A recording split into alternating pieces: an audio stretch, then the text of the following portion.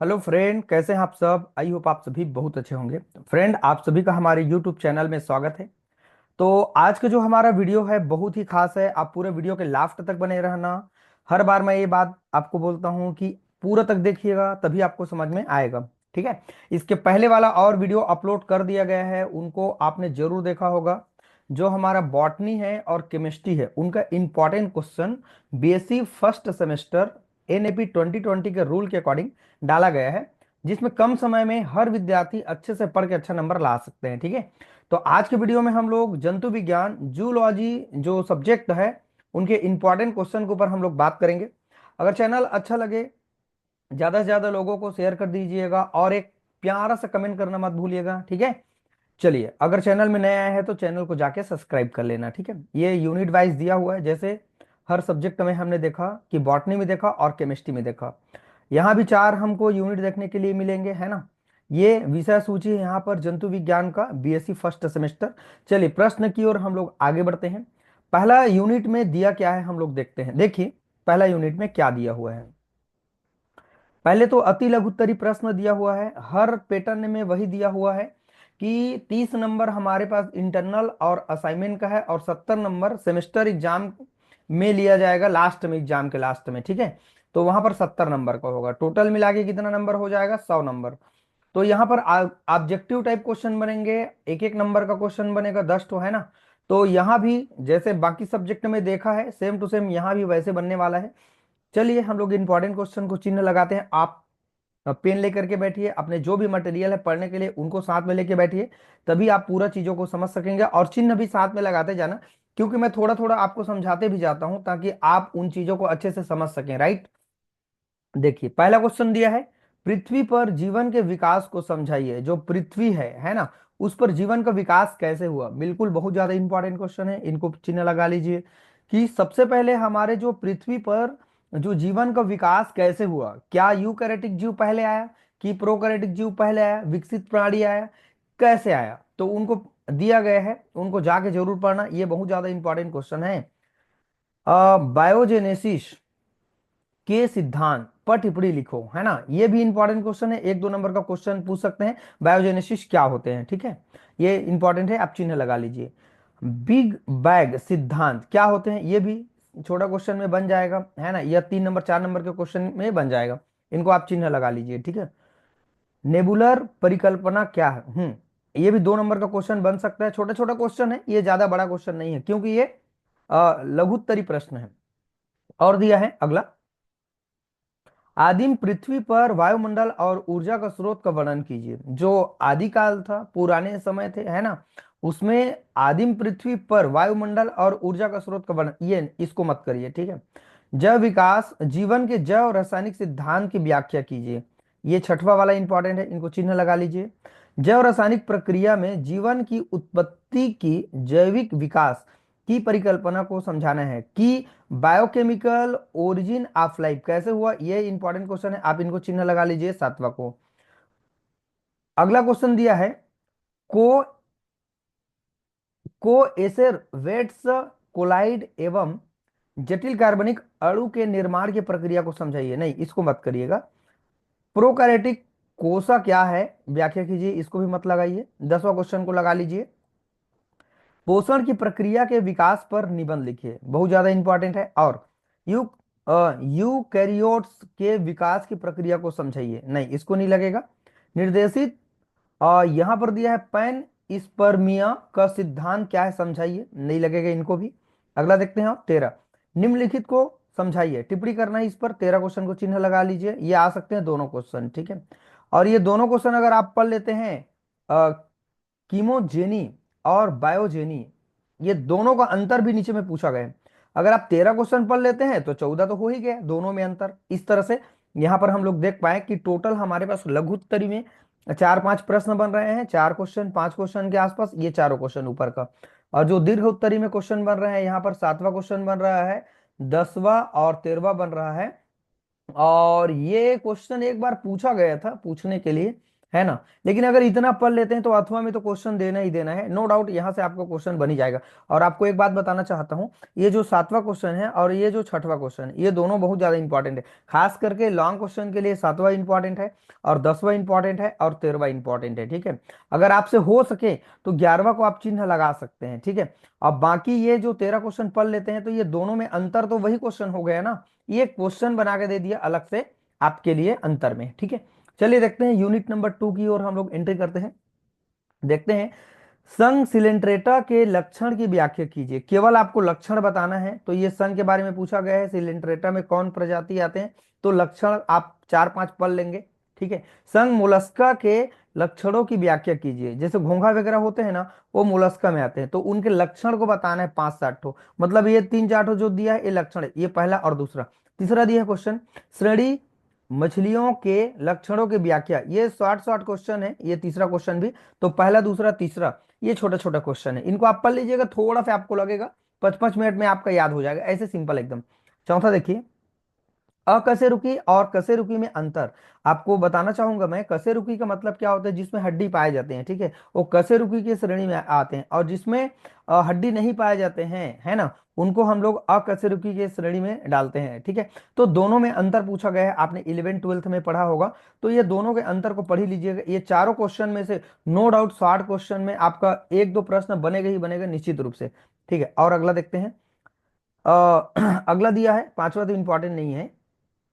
6वां देखते हैं, अकशेरुकी एवं कशेरुकी जीवों के लक्षणों की व्याख्या कीजिए और जंतु विज्ञान के विभिन्न विभाजन का वर्णन कीजिए। है ना, हाँ, ऊपर तो आपने पढ़ा है अंतर, इसको भी आप उन्हीं के साथ में थोड़ा सा आप इनको कर लीजिएगा। ठीक है, और आगे सबसे इंपॉर्टेंट इधर है, मैं आपको बताऊंगा, आप पूरा वीडियो के लास्ट तक बने रहना। अगर आपको वीडियो अच्छा लग रहा है तो कमेंट करना आप बिल्कुल ना भूलिए। ठीक है, क्योंकि आपके लिए इतना मेहनत करके आपके लिए ये वीडियो बनाया जा रहा है, तो इतना तो बनता है, लाइक कर दीजिए, कमेंट कर दीजिएगा, और स्टेटस भी लगा सकते हैं आप अपने व्हाट्सएप में। देखते हैं 7वां क्वेश्चन क्या, प्राणी नामकरण की अंतर्राष्ट्रीय संहिता पर संक्षिप्त निबंध लिखिए, ये क्वेश्चन है। और देखते हैं आगे, प्राणिकीय नामकरण के प्रारंभिक ज्ञान को वर्णित कीजिए, और उससे ज्यादा इंपॉर्टेंट है यहाँ 9वां नंबर क्वेश्चन। ठीक है, द्विनामकरण पद्धति, मतलब देखिए, जब नामकरण स्टार्ट हुआ, है ना, तो जब भी नामकरण पद्धति स्टार्ट हुआ तो कोई भी जो जीव है, चाहे पेड़ है ना, उनके दो नाम रखे गए हैं, है ना, एक कुल और एक वंश को। तो कोई भी जो जीव है उनका दो दो नाम होना चाहिए, एक नाम नहीं, दो नाम होना चाहिए, क्योंकि अलग अलग क्षेत्र में उनको अलग अलग नाम से जानते हैं, तो उनमें कंफ्यूजन हो गया। तो उन्होंने कहा कि उनमें कुल और वंश अगर दो नाम उनके हो, है ना, तो द्विनामकरण पद्धति बहुत ज्यादा इंपॉर्टेंट है, ये 9वां नंबर को पढ़ लीजिएगा। और ये 10वां बहुत ज्यादा इंपॉर्टेंट है, कैरोलफ लिनियस ने दिया था, है ना। और ये दिया है आपका, कोरल क्या है, कोरल की पॉलिप संरचना को समझाइए। तो ये तीनों क्वेश्चन आपके लिए बहुत ज्यादा इंपॉर्टेंट है, 9वां, 10वां और 11वां। ये लॉन्ग क्वेश्चन आपका बन रहा है, और ऊपर का एक एक लॉन्ग मैंने यहाँ लगवाया है आपके लिए। ठीक है, और देखते हैं, 12वां दिया है, टिप्पणी लिखने के लिए दिया है ना, कोरल कंकाल और कोरल के प्रकार, नहीं इसको मत करिएगा। मोलस्का में टार्सन प्रक्रिया क्या है, इसको भी मत करिएगा। मछलियों के प्रवास पर संक्षिप्त टिप्पणी लिखो, और मछलियों में पैतृक संरक्षण का वर्णन कीजिए। वेरी वेरी इंपॉर्टेंट क्वेश्चन, 14 और 15 क्वेश्चन। ठीक है, अगर आप 14 पढ़ लेते हैं, भाई मछलियों में प्रवास क्यों होते हैं, देखिए, एक तो अपने भोजन की तलाश के लिए मछलियां प्रवास करते हैं। कुछ मछलियां अनुकूलन के अनुसार, मतलब पर्यावरण के अनुसार अपने आप को संतुलित नहीं कर पाते हैं, जिसके कारण वो माइग्रेशन करते हैं, है ना। और कुछ कारण हो सकते हैं, जैसे कि वो अपने संतान पैदा करने के लिए अलग एटमोस्फेयर चाहिए, बच्चे पैदा करने के लिए दूसरा इलाका चाहिए, तो वहां पर भी वो माइग्रेशन, मछली हो चाहे पक्षी हो, माइग्रेशन होता है। ठीक है, तो इस तरह से ये माइग्रेशन पर टिप्पणी के बहुत ही अच्छा क्वेश्चन है। ये एग्जाम में आए चाहे मत आए, लेकिन आपको अपने नॉलेज के लिए डियर स्टूडेंट इनको पढ़ ही लेना, क्योंकि देखिए, ज्ञान का सही वैल्यू तभी होगा जब हम उनको अपने जीवन में चीजों को समझें और जानें, तब ये साइंस का वैल्यू है ना। तो मछलियों में पैतृक संरक्षण का वर्णन कीजिए, ये बहुत ज्यादा इंपॉर्टेंट है मुझे लगता है। देखिए, यहाँ पर 9वां, 10वां और यहाँ पर 15 नंबर का जो क्वेश्चन है, ये बहुत ज्यादा इंपॉर्टेंट है फ्रेंड, तो इनको बिल्कुल आप जरूर पढ़िएगा। और रही बात, देखिए आपको मैं एक बात समझा रहा हूं, आपने 9वां क्वेश्चन पढ़ लिया, 10वां पढ़ लिया, ठीक है, अगर 7वां क्वेश्चन आ गया, तो ये सेम टू सेम ये इंटरनेशनल नामकरण जो पद्धति दिया है, तो यहाँ पर द्वि नामकरण पद्धति और त्रि नामकरण पद्धति को ही यहाँ पर शामिल किया गया है बहुत सारी चीजों को। तो 9वां 10वां क्वेश्चन अगर आप पढ़ लेते हैं तो उसी को आप 7वां क्वेश्चन में लिख करके वहां पर आपको अच्छा नंबर मिल सकता है, ठीक है। तो इस तरह से फ्रेंड हमने 2 यूनिट कंप्लीट कर लिया। अब चलिए तीसरा यूनिट की ओर हम लोग एंट्री करते हैं। बहुत ही इंपॉर्टेंट है आज का वीडियो, आप पूरा देखिएगा, समझिएगा, आप भगा के मत पढ़िएगा। अगर ऐसे पढ़ते हैं तो आप समझ नहीं पाएंगे, ठीक है। क्योंकि आप पूरे एक एक चीज को मैं उनको बता रहा हूं थोड़ा सा, उस हिसाब से आपको पढ़ना है, ठीक है। चलिए देखते हैं।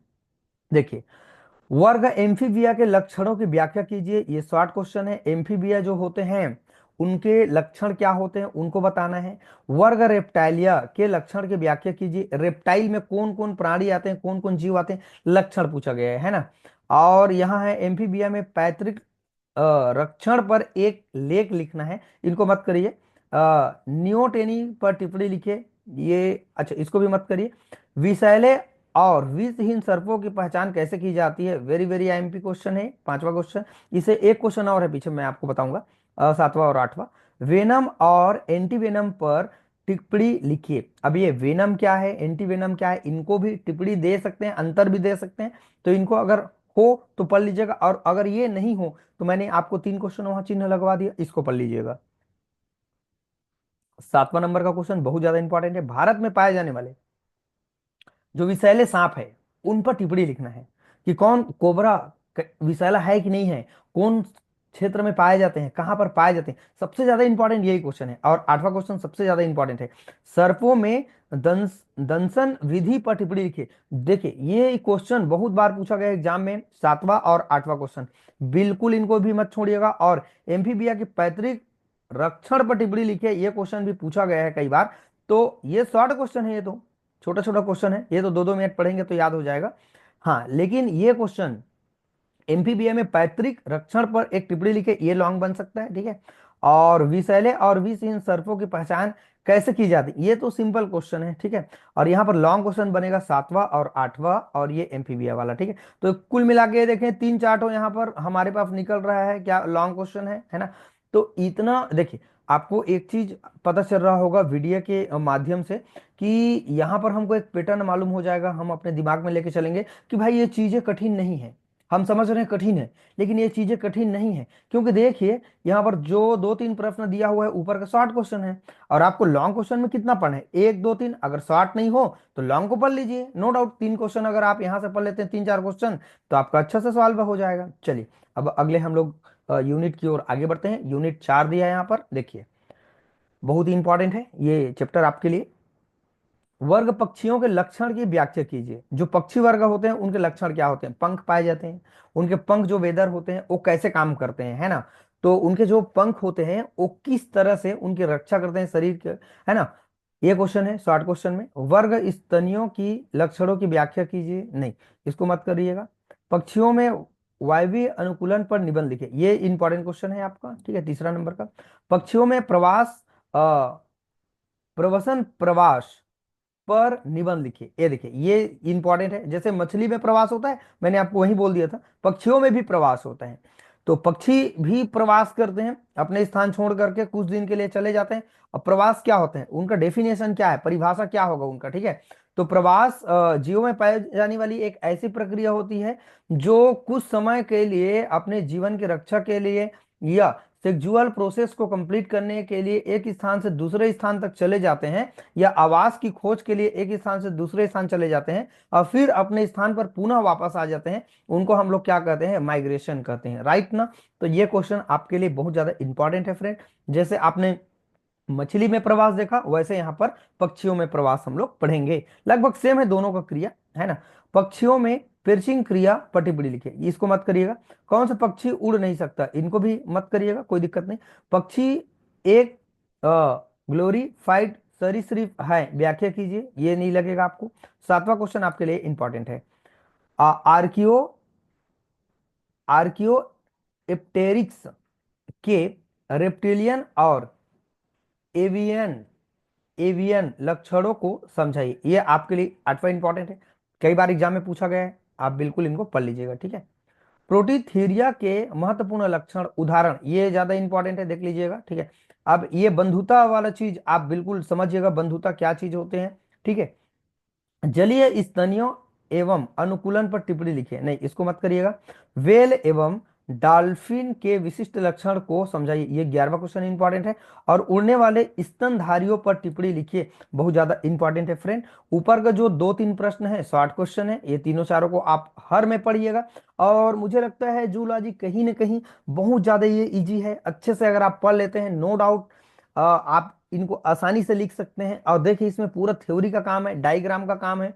और बॉटनी को देखें, जूलॉजी को देखें, तो दोनों लगभग सेम लगते हैं, डायग्राम बनाइए, है ना। और अगर आप केमिस्ट्री देखते हैं तो वहां पर आपको स्ट्रक्चर में हर बच्चा परेशान रहता है, सूत्र याद नहीं हो रहा है, बहुत परेशान। लेकिन यहाँ बॉटनी और जूलॉजी में बच्चा को हिंदी में पढ़ना है और उनको हिंदी में लिखना है, सिंपल है ना। तो यहाँ पर कथा कहानी टाइप का पढ़ लेना है और वो चीजों को समझ समझ के फ्रेंड आपको कर लेना है, तो नो डाउट आपका पेपर अच्छा जाएगा। और सबसे इंपॉर्टेंट चीज है, एक बात मैं आपको बता रहा हूं, देखिए ये उड़ने वाले स्तनधारियों पर टिप्पणी लिखे। अब भाई अब ये स्तनधारी क्या है, आपको स्तनधारी मालूम नहीं है तो परेशानी तो होगा ना आपको। भाई जो बच्चे पैदा करते हैं वो स्तनधारी होते हैं, है ना। और जो अंडे देते हैं वो तो स्तनधारी नहीं होते हैं। तो जो स्तनधारी जो जीव है, उड़ने वाले स्तनधारी जीव पर टिप्पणी लिखने का बात कर रहे हैं, है ना। तो कहने का मतलब ये है कुछ पक्षी भी आते हैं इसके अंतर्गत, है ना। अब उड़ने वाले का बात कहें और चलने वाला का बात थोड़ी ना कर रहे हैं, तो चलने वाला को तो लिखना ही नहीं, ये उड़ने वाला का बात कर रहे हैं। तो ये उड़ने वाले स्तनधारी कौन कौन है, ये आपके जीवन में आपने देखा है, ठीक है। तो इनको आप अच्छे से कर लीजिएगा फ्रेंड। तो इस तरह से ये कुछ प्रश्न हमने अपने अनुभव के अनुसार चिन्ह लगवाए और जो एग्जाम में पूछे गए हैं उसके आधार पर हमने चिन्ह लगवाया। तो इस तरह से फ्रेंड आज के वीडियो में हमने बहुत अच्छे ढंग से समझा कि हमारे जो जीव विज्ञान है, जंतु विज्ञान है, उसमें कौन कौन से क्वेश्चन इंपॉर्टेंट है। आई होप आप सभी ने इनको चिन्ह लगाया होगा और अच्छा भी लगा होगा। तो फ्रेंड इस तरह से इतना क्वेश्चन अगर आप पढ़ लेते हैं तो आपको सपोर्ट मिल जाएगा, अच्छे से एग्जाम आप दे सकते हैं, ठीक है। और एक क्वेश्चन और है फ्रेंड, अच्छा मैं इसको उस टाइम इंपॉर्टेंट नहीं बोला था, अगर ये क्वेश्चन अगर आप पढ़ लें, ठीक है, 8वां क्वेश्चन, थोड़ा बहुत आप इसको एक बार देख लेना है क्योंकि ये क्वेश्चन एक बार शायद ये पूछा गया है ना। तो अगर ये इसको थोड़ा बहुत अगर आपके पास समय हो तो देख सकते हैं, अब बाकी समय नहीं हो तो अगर कुछ भी आप पढ़े नहीं है तो उस अनुसार पर अगर देखें तो जितना हमने चिन्ह लगवाया अगर उतना को पढ़ लेते हैं नो डाउट आपका अच्छा नंबर आ जाएगा। लेकिन एक बात मेरे ध्यान रखिएगा, कोई भी बच्चा पेपर छोड़ के मत आइएगा, कोरा पेपर छोड़ के मत आइएगा, जरूर कुछ ना कुछ उससे रिलेटेड चीज को लिख के आइए। क्योंकि कोरा पेज में दोस्तों आपको नंबर नहीं दे सकते कोई भी आदमी, लेकिन कहीं ना कहीं उससे रिलेटेड कोई चीज अगर आप लिख देते हैं, थोड़ा बहुत पढ़े हैं, थोड़ा नॉलेज है आपको अच्छा से, तो नो डाउट आपको अच्छा नंबर मिल जाएगा। और अच्छे से उनमें फेल तो नहीं हो सकते हैं आप, है ना, अच्छे से उनमें आपको मार्क्स मिल सकता है। क्योंकि चेक करने वाला भी कभी नहीं चाहता, उनका मूड भी ऐसा नहीं रहता है कि आपको फेल कर दें, ठीक है। तो जरूर आप लिख के आइएगा। हर जो आंसर है, जो लॉन्ग क्वेश्चन है, कम से कम 4 पेज आपका जाएगा, 3 पेज 4 पेज आपका जाएगा बीएससी के पैटर्न में, और एमएससी वाले लोग के लिए तो और लॉन्ग हो जाता है, ठीक है। तो इनको जरूर अच्छे से करिएगा। और अच्छा 4 पेज अगर नहीं हो तो कम से कम 3 पेज तो जाएगा, 2.5-3 पेज तो जाएगा, अगर डायग्राम हो कहीं पर, है ना। तो मान के चलो तो 2.5-3 पेज तो चला ही जाएगा मुझे लगता है फर्स्ट ईयर के बेस पर। और छोटा क्वेश्चन तो कम कम रहता है। और किसी भी तरह से आपके मन में अगर सवाल हो तो मुझे आप कमेंट कर दीजिएगा कि इस टाइप का चीज अगर डाल दिया जाए, बता दिया जाए। अब इसके बाद फ्रेंड हम लोग बीएससी जो फर्स्ट सेमेस्टर है उसके लिए पूरे वीडियो अपलोड हम लोग कर दिए हैं। और इसके बाद हम लोग अब बीए वाले जो सब्जेक्ट है उसके लिए भी वीडियो अपलोड करेंगे ताकि बच्चे अच्छे से पढ़ लें। और इसके बाद फिर BSc second year final year वाले जो स्टूडेंट हैं जिनका पैटर्न ईयरली पैटर्न में है तो उनके लिए हम लोग वीडियो बनाएंगे, अच्छा रहेगा वो भी। क्योंकि इनका सेमेस्टर एग्जाम एकदम पास है, अभी होने वाला है 10-11 के आसपास में। तो एग्जाम इनका एकदम पास है, तो हमने सोचा पहले फर्स्ट ईयर के लिए बना दिए सभी सब्जेक्ट में, उसके बाद हम लोग बाकी सब्जेक्ट में और वीडियो हम लोग डालेंगे। तो इस तरह से फ्रेंड वीडियो को देखते रहिएगा, समझते रहिएगा, अगर अच्छा लगे तो प्यार से कमेंट कर दीजिएगा। चैनल में नए आए हैं तो चैनल को जाके सब्सक्राइब कर लेना ताकि इस तरह से जो बेहतरीन वीडियो है आपको मिल सके। तो चलिए फ्रेंड, अब इसके बाद हम लोग मिलेंगे अगले वीडियो में, ठीक है। वीडियो को वॉच करने के लिए थैंक यू।